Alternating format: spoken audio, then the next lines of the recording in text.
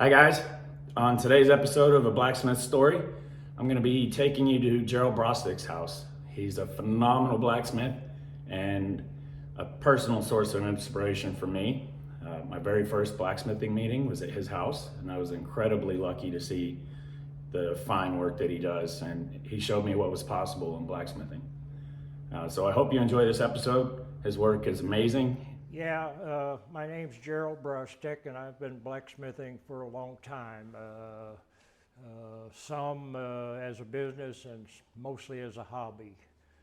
Um, I was discharged from the Marine Corps back in 1965 and got a job in a steel mill in Cleveland, Ohio, Republic Steel, where they made bar stock mostly. I was a crane operator, worked there for 7 years. It always amazed me as to how uh, liquid and malleable hot iron is. And so about that same time, I tried to be a blacksmith on my own. I didn't know much about blacksmithing other than pictures you see of old blacksmith shops. I built the first forge out of a wheel rim from a car, packed it with clay, and used a vacuum sweeper for the blower. Uh, Along about 1967, I believe it was, I met a Bob Patrick, and Bob Patrick was teaching metal arts at Kent State University in northern Ohio. Bob and I got to be good friends, and I learned a lot from Bob. Bob was my teacher.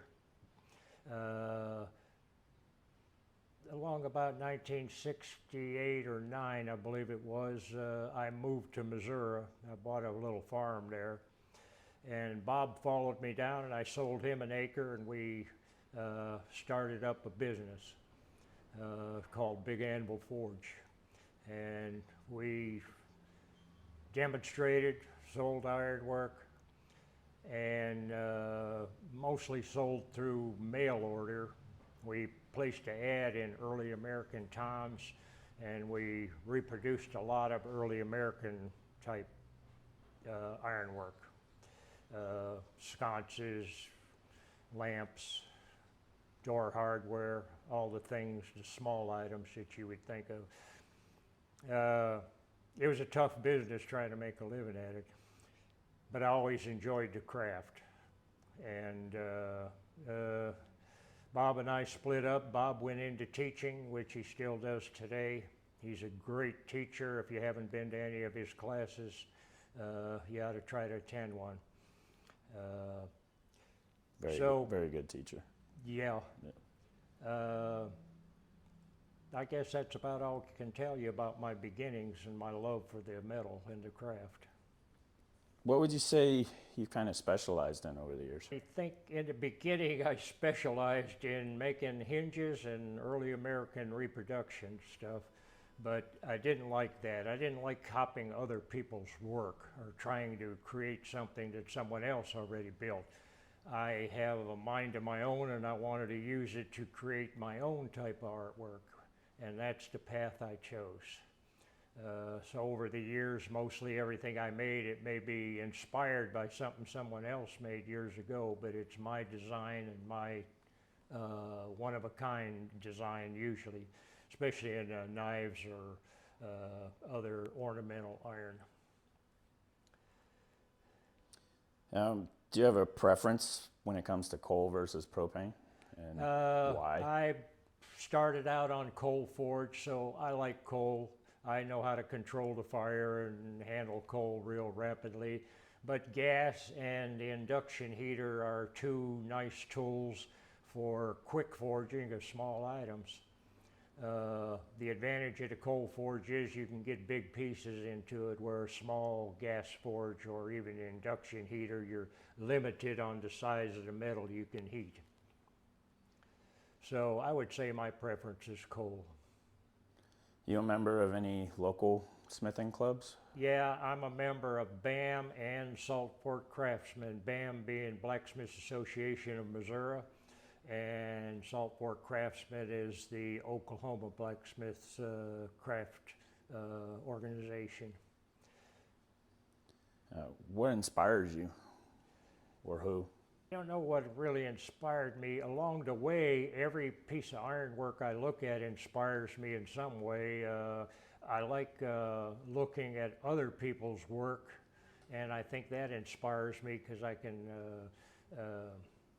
makes me want to go and do better work. As far as any one particular part of blacksmithing, it's just the love of watching hot metal move, or you making hot metal move in the way you want it to. Yeah. It is a pleasure, isn't it? Yep. What kind of events do you partake in? What kind of what? Events? We used to, Bob and I, when we were together, we used to make craft shows and craft fairs and county fairs and anywhere where we could get exposure to our art and sell a piece or two. Anymore, I just participating in Salt Fork and BAM blacksmith conferences, and occasionally I have a meeting at my house, which I may try to have another one here soon. Other than that, that's about it. How can people find your work? Well, I don't really advertise. I have business cards made up and probably word of mouth. I do have people come by every once in a while wanting something made, and sometimes I'll make it. I don't like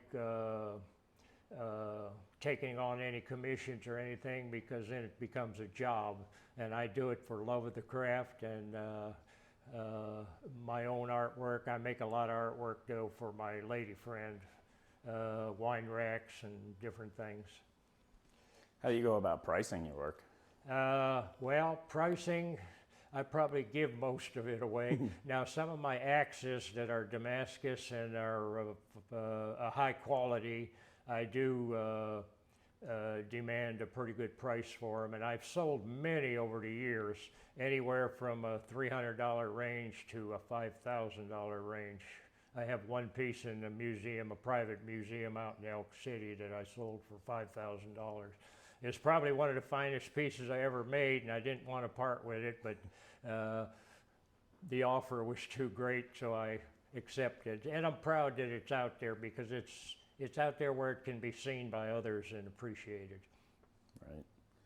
Yeah, your work is absolutely an inspiration to me, Well, and thank you deserves to much. be in a museum.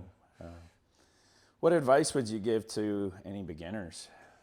Well, a young person wanting to get into the craft, you got to be dedicated, and you're not going to start out with all the machinery and tools and stuff that I have. You're going to start out with an anvil, if you could find one, or a piece of railroad rail and a hammer, and build yourself a forge or buy a small gas forge is how you get into it.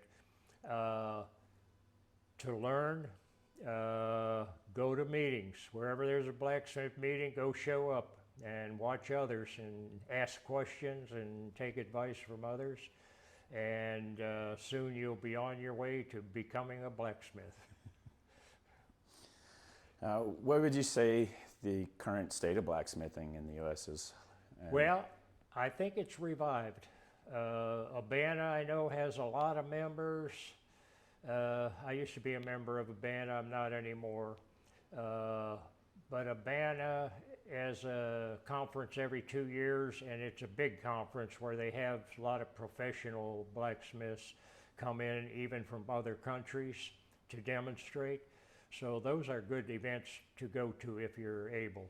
Also, just regular blacksmith meetings around, and just get together with a couple others that have like interests, and you share ideas. One thing about blacksmiths, they don't have no secrets. If they know how to make something, they're going to share it with you. That's Absolutely. what we're all about. That's what the organization is about. We're a teaching organization, and we want to teach and promote the art of blacksmithing. What would you like to see the future of blacksmithing? Well, the future,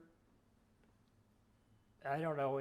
I don't know what to expect in the future. I think we have a good following now. Back in the 70s, blacksmithing was almost extinct, and it's came back. And I think the future is going to be strong. I think there's a lot of interest of people wanting to hammer on hot metal. Now, Forged in Fire, I'm sure everybody's seen that on TV. They help promote knife making more than general blacksmithing, but there's more to the art of blacksmithing than just knife making. Knife makers are kind of a group by themselves. They specialize in just knives and swords and weaponry. But ornamental iron is the way I like to go. I like to create things that nobody's created before. It may be a leaf, but it might be my interpretation of a certain type of leaf or other motif, ornamental finial. Gerald, thanks for having us out. I really appreciate it. For all you viewers, there's a ton of footage that I didn't get to put into this cut. Hopefully you liked what you saw. If you did, the full unedited versions are going to be available on my Patreon as soon as I get a chance to post it there. I hope you like what you see. If you do, please give us a like, a share, help support the page, and let's keep this going. Thanks.